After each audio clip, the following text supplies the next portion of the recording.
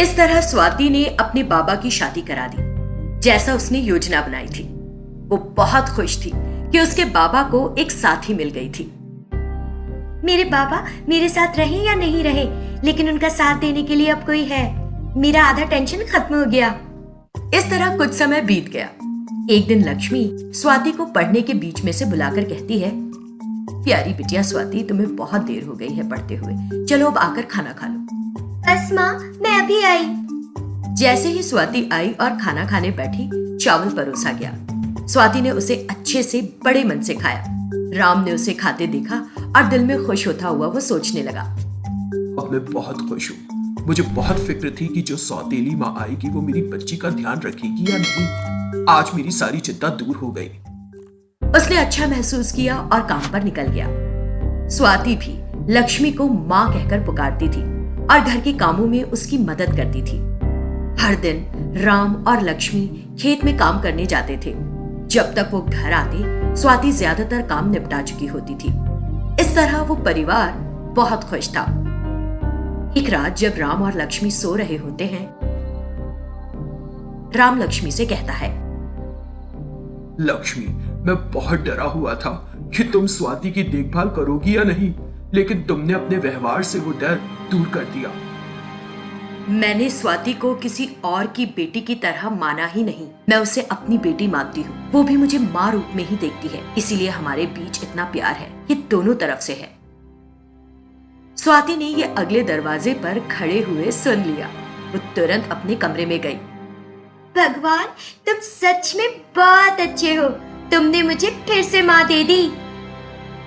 कुछ दिन इसी तरह खुशी में बीत गए। एक दिन लक्ष्मी काम कर रही थी और अचानक उसने उल्टी कर दी। दौड़कर स्वाति और राम के पास गई। क्या हुआ तुम्हें माँ? उसने लक्ष्मी से पूछा। घबराने की कोई बात नहीं है बेटी, मैं माँ बनने वाली हूँ।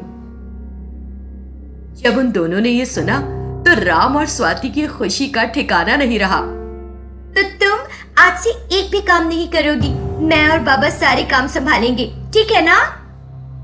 और उस दिन के बाद से स्वाति घर का एक एक काम खुद करने लगी। लक्ष्मी को एक काम में हाथ नहीं देने दिया उसने। कुछ महीने बीत गए।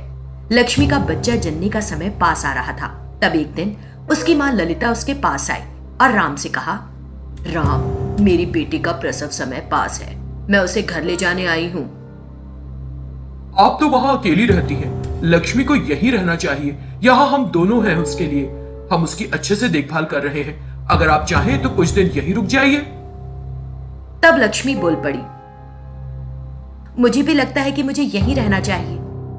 लक्ष्मी ने अपनी बात कह दी तो ललिता को माननी ही पड़ी और उसने कहा, ठीक है, तो जैसा तुम्हें ठीक लगे, मैं बच्चा होने के बाद आऊंगी। अब कुछ और समय बीत गया। एक दिन राम अपने खेत गया हुआ था और तभी लक्ष्मी को प्रसव पीड़ा होने लगी। मेरी प्यारी स्वाति, मेरा दर्द बर्दाश्त के बाहर हो रहा है, तुम जल्दी से कुछ करो। लक्ष्मी दर्द के मारे रोने लगी। स्वाति के बाबा भी घर पर नहीं थे। स्वाति घबराई हुई बाहर किसी से मदद मांगने आई, लेकिन कोई दिखाई नहीं दिया। फिर उसे सब्जी बेचने का ठेला सड़क पर खड़ा दिखा। वो तुरंत उस ठेले को ले आई। लक्ष्मी को उस ठेले पर धीरे से लिटाया और उसे लेकर अस्पताल भागी।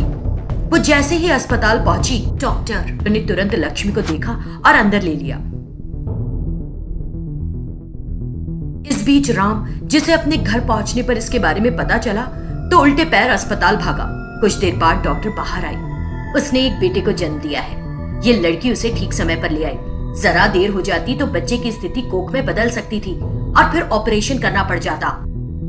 दोनों ने राहत की लंबी सांस ली और लक्ष्मी और बच्चे को देखने अंदर दाखिल हुए। सोचकर भी डर लग रहा है कि अगर स्वाति नहीं होती तो क्या हो जाता। माँ, अब ये बात और नहीं, अब बस मेरे छोटे भैया के आने की खुशी मनाइए। स्वाति अपने भाई के आने पर बहुत खुश थी। एक बार की बात है, एक गांव में बिरजू नाम का एक किसान, उसके रमेश और यथार्थ नाम के दो बेटे थे। एक दिन बिरजू ने दोनों बेटों में बराबर अपनी जमा संपत्ति और धन बांट दिया। दोनों बेटों को एक एक घर मिला। उनके लिए बराबर बकरी, भेड़ें, एक गाय और एक एक एकड़ जमीन थी। दोनों घर एक दूसरे से सटे हुए थे। रमेश एक मेहनती आदमी था। उसने अपनी भूमि पर बड़ी मेहनत से खेती करके और अपनी गाय का दूध बेचकर पैसा बढ़ा लिया, लेकिन यथार्थ आलस में ही पड़ा रहा और कुछ नहीं किया। उसे जब भी पैसों की जरूरत होती अपने बड़े भाई रमेश से उधार ले लेता और उन्हें मजे करके उड़ा देता। एक दिन बिरजू रमेश के पास आया। अरे रमेश, मैंने तुम दोनों को बराबर अपनी संपत्ति बांटी है। यहाँ तुम इतनी मेहनत करते हो, लेकिन तुम्हारा छोटा भाई यथार्थ बिना कोई काम किए सिर्फ बैठकर खा रहा है और ऐश कर रहा है। तुम्हें उसे पैसे उधार देना बंद कर देना चाहिए ताकि उसे पैसों की कीमत का पता चल सके। फिर बिरजू चला गया। पिता की बात सुनकर रमेश ने सोचा, बात तो सही है, मेरे पिताजी ने सही बात समझाई है। यथार्थ को पैसे की कीमत नहीं है। आज से मैं उसे कुछ नहीं दूंगा। उसे अपनी परेशानियों का हल खुद ही ढूंढना होगा। तभी यथार्थ वहां आ गया। भाई, मुझे कुछ पैसे चाहिए, दे दो जरा, कुछ दिन में वापस कर दूंगा मैं तुमको। मैं तुम्हें अभी तक काफी पैसे दे चुका हूँ, अब से मैं तुम्हें कुछ नहीं दूंगा। खुद मेहनत करो और पैसा कमाओ, नहीं तो अब तक जितना पैसा दिया है उसके एवज में मैं तुम्हारी जमीन और गाय ले लूंगा। रमेश ने अपने छोटे भाई से गुस्सा होने का नाटक किया था, लेकिन इससे यथार्थ सच में रमेश से नाराज हो गया और उसने उससे बदला लेना चाहा। अगले दिन सुबह होने से पहले यथार्थ जाग गया और रमेश की गाय का सारा दूध दूह लिया। फिर वो सारा दूध लेकर अपने घर चला गया। रमेश गाय को दूहने गया तो उसने दूध ही नहीं दिया। जब उसने ये देखा, गाय दूध नहीं दे रही है, क्यों? कुछ तो गड़बड़ है। लगता है मेरे छोटे भाई ने मेरी बात को गलत ले लिया। कुछ दिनों के बाद रमेश ने अपनी खेती की फसल काटी और उसे घर ले आया। उस दिन यथार्थ ने उस कटी हुई फसल में आग लगा दी और चुपचाप अपने घर जाकर सो गया। सुबह जब रमेश अपनी कटी हुई फसल को देखने गया तो वो राख हो चुकी थी। हे भगवान, इतने दिन इतनी मेहनत करके जो फसल उगाई वो जलकर राख हो गई। जिसे देखकर बिरजू रमेश के पास आया और बोला, ये काम जरूर यथार्थ का है, हमें उसे किसी तरह सही सबक सिखाना ही होगा। फिर बिरजू ने रमेश के कान में धीरे से कुछ कहा। अगले दिन रमेश बाहर गया और जोर जोर से चिल्लाने लगा, पिताजी, पिताजी, जल्दी आइए बाहर। तुरंत बिरजू बाहर आया। ये सुनकर यथार्थ भी बाहर आ गया। क्या हुआ मेरे बेटे? पिताजी, हमारे गांव में आज एक संत आए हैं। उन्होंने मेरी परेशानी को समझा और मुझे ये जड़ी बूटी का रस दिया। उसने जड़ी बूटी का रस का लोटा दिखाया। अगर उसने तुम्हारी परेशानी को समझा था तो उसे उसका हल देना चाहिए था। जड़ी बूटी के रस से क्या होगा? पिताजी, ये कोई आम रस नहीं है, उस पर उन्होंने जादुई मंत्र पढ़े हैं। अगर मैं इसे अपने खेत पर छिड़कता हूँ तो सोने की फसल उगेगी। अगर ये शरीर पर लगाओगे तो क्या होगा? तो बहुत अमीर हो जाऊंगा और हीरे जवाहरात मिलेंगे।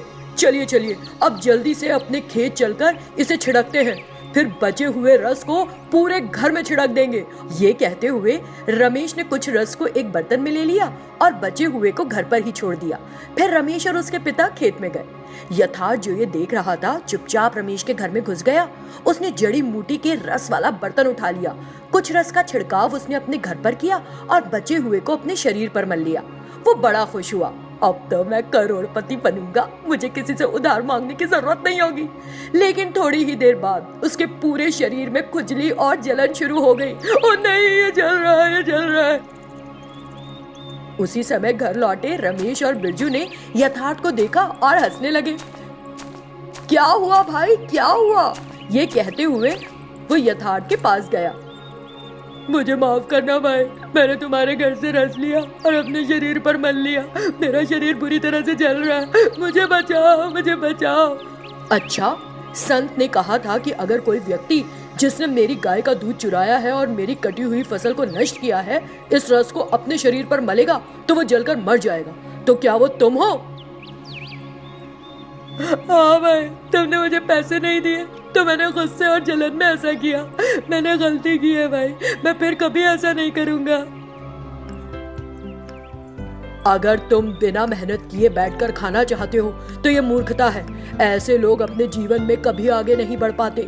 मेहनत। फिर रमेश एक दूसरा रस लाया जिससे शरीर की जलन और खुजली खत्म हो गई। कुछ ही देर में यथार्थ को ठीक महसूस हुआ। यथार्थ को अपनी गलती का एहसास हो चुका था। तब से यथार्थ ने कड़ी मेहनत करके अपना जीवन बिताया।